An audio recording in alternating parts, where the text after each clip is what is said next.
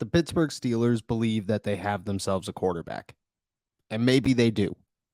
But what does the leash look like? What does the future look like?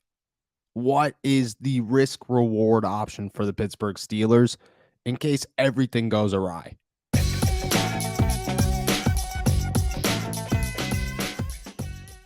What's going on, everybody? I'm Noah Strackbine. Thank you for jumping on to Steelers to Go, your daily to-go cup of Pittsburgh Steelers news and analysis. Find us on youtube.com/All Steelers Talk and subscribe anywhere you get your podcasts. And today we're talking about, well, Kenny Pickett. We are a few days removed from the start of the NFL Combine, which has brought me full circle.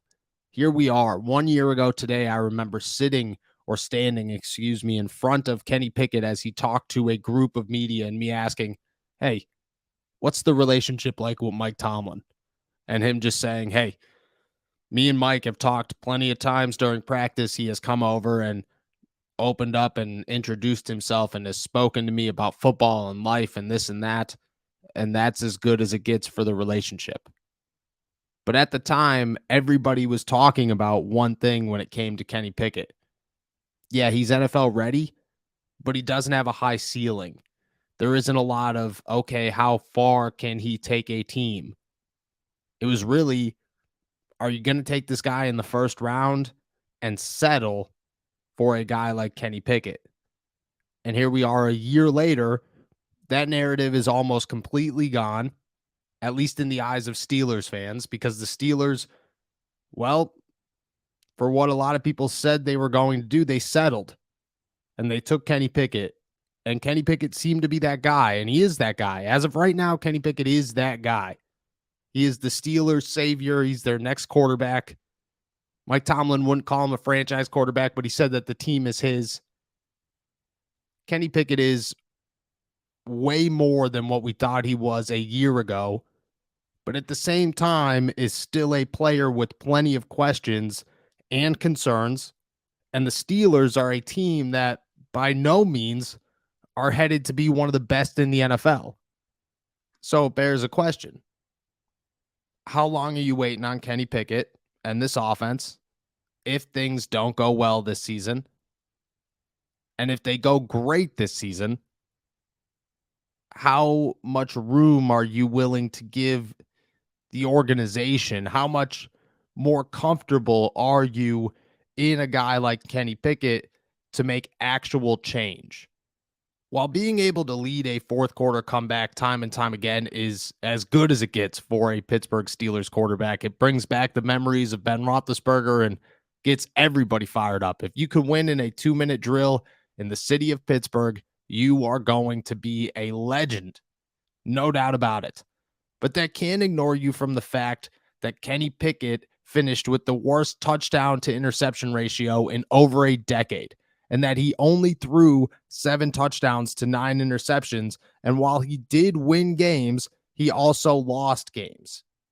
It was a learning curve, and one that didn't even turn into Kenny Pickett is a superstar. It just turned into Kenny Pickett is a comeback kid.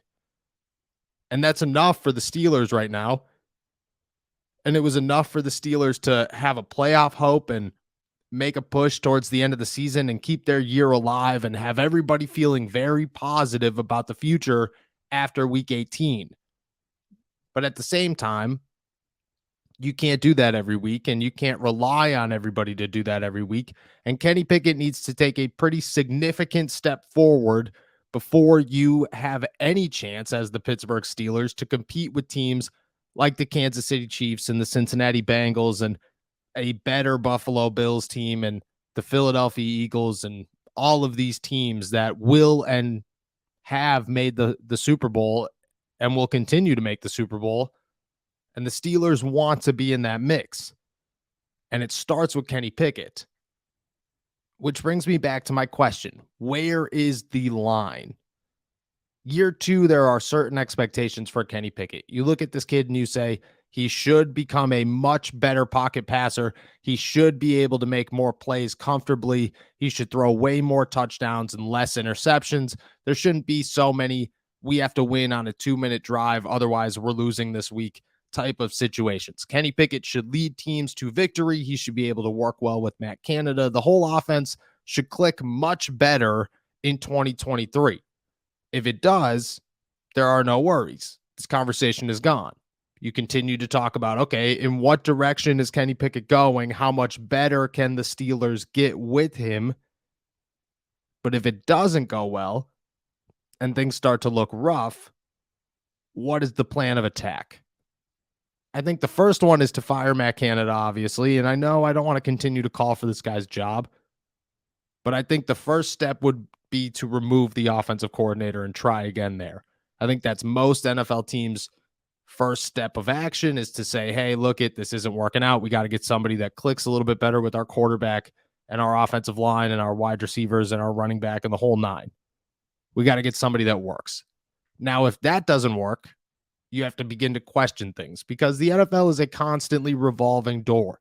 And the Pittsburgh Steelers are not in any position to say, hey, we're going to sit around and wait and let everything develop for the next 10 years or 5 years or whatever and try to find ourselves with a Daniel Jones situation. We're about to pay him $45 million a year, and we just now are winning games. And as much as nobody wants to put Kenny Pickett in that Daniel Jones bubble or in any of the other bubbles of these quarterbacks, right now Kenny Pickett is on the verge of being one of those quarterbacks. You have to see much more of him in 2023, and those expectations should remain high until proven otherwise. I'm just talking about what if. We have come full circle. Like I said, the NFL Combine was 1 year ago, and 1 year ago, all I remember, all that continues to pop up on my timeline and those memories on Facebook is that Kenny Pickett was continuously looked at as a guy who did not have a very high ceiling. And the question now is, how close is he to that ceiling? And if that ceiling's low, how long are you willing to wait before you realize, okay, we need a higher ceiling? Again, 2023 proves it all. But by the end of 2023, you'll get an answer. And that might be a very scary moment for the Pittsburgh Steelers, a cautious and concerning moment for the Pittsburgh Steelers, and one that I'm not totally positive that they could handle well. The Steelers do not do well with their plan going awry. They do not do well at all with making big-time adjustments. Little adjustments, totally fine. In-game adjustments, got it to a T. Being able to make small changes like benching Tyson Alualu could do that in a heartbeat. Changing quarterbacks, I don't know about that one. I don't know if Mike Tomlin's got it in him. I don't know if Art Rooney's got it in him. I don't know if the Pittsburgh Steelers organization as a whole has ever been able to handle something like this or ever will be able to handle something like this. And I definitely don't know if they'll be able to with a guy like Kenny Pickett, who's already a hometown hero. That's a lot of pressure on an organization that does not handle change well. So let's hope that Kenny Pickett's ceiling is as high as we say it is, or higher than we say it is. Let's hope that Kenny Pickett turns 7 touchdowns and 9 interceptions into a playoff run and a much better sophomore season. But at the same time, you got to remember that a lot of guys hit that sophomore slump and that a lot of players struggle in that year too, because yeah, things are getting better and easier, but at the same time, your responsibilities are way higher.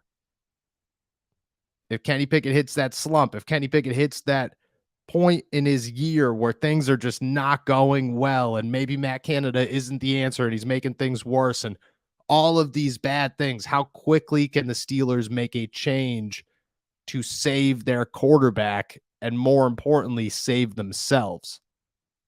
1 year ago today, nobody had expectations that Kenny Pickett was going to turn into anything more than a pro-ready quarterback, a guy that could come in here in year one and play football and probably play well, but isn't going to take you very far in the National Football League. Well, the Steelers have that guy, and they are hoping and praying that his ceiling is much, much higher than what the evaluation said it was a year ago. And if it's not, they have decisions to make at the end of the season. Big ones. And I don't want to be that guy because I'm going to continue to push positivity about Kenny Pickett. I think he's a good player. I think he's a good person. I think he's a good leader. But I'm just looking back, and my timeline continues to remind me that all we talked about is how this guy is only going to get so good. And the Steelers need really good, not so good. And if they're faced with a controversial moment and controversial decisions, I don't know. I don't think I'm the only one that's going to sit here and be very skeptical that they'll be able to handle it well.